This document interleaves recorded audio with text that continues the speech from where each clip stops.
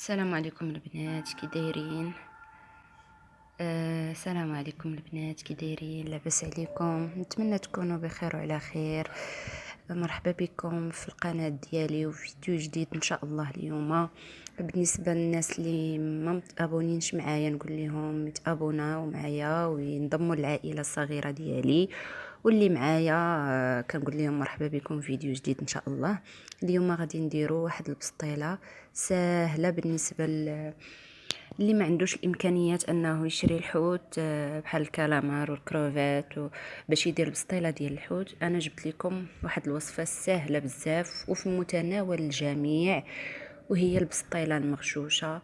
كتجي لذيذه بزاف، وبالنسبه للمبتدئات كاينه طريقه سهله بزاف، المقادير ديالها بسيطه وكتجي بنينه بزاف بزاف. كنتمنى انكم تجربوها وتيقوني بان غادي تعجبكم ان شاء الله. ونخليكم دابا مع الطريقه ديال التحضير والمقادير، ونتمنى الفيديو ديال اليوم يعجبكم، وتابوناو في لاشين ديالي وديروا لي جيم وتفعلوا زر الجرس باش يبقى يوصلكم دائما الجديد. شكرا وفرجه ممتعه. ناخدو الكفته ديال الداند، تقدروا ديروا طريفات ولا تاخدوا الكفته. عندنا الكفته ديال اللحم، عندنا دو بواط ديال الطون، عندنا شامبينيون المعلب، عندنا شويه ديال الهريسه، شويه ديال الربيع، وعندنا الزيتون مقطع دوائر، عندنا العصير ديال الحامض، وعندنا الزيت الزيتون مخلط مع شويه ديال الزيت العاديه. عندنا شويه ديال الفرomاج غادي نديروه فوق من الحشوه، وعندنا شويه ديال الفرomاج كديروا. انا درت غير الموتزاريلا، قلت لكم كتاخذوا داكشي بسيط وسهل وداكشي اللي في المتناول. العطريه عندنا معلقه ديال الكمون، معلقه ديال التحميره ديال، ومعلقه ديال الابزار، معلقه ديال السكينجبير، ومعلقه ديال الزعفران، وكنخلطوا مع الزيت الزيتون والزيت العاديه والحامض. داك 2 معالق تقريبا ديال الحامض. كديروا نص ضامه ديال الحوت، وكديروا معاها واحد 3 دروس ديال الثومه محكوكين. كتخلطوا هاد المقادير كلهم ديال العطريه، كديروا شويه مع الكفته ديال اللحم، شويه مع الكفته ديال لاداند، وشويه مع الشامبينيون، وكتشحروهم في المقيله. فوق كتشحروا هذاك الشيء كتاخذوا الفيرميسيل ديالكم، الشعريه الصينيه، كديروا معاها شويه ديال ديك العطريه اللي خلطتو حتى هي.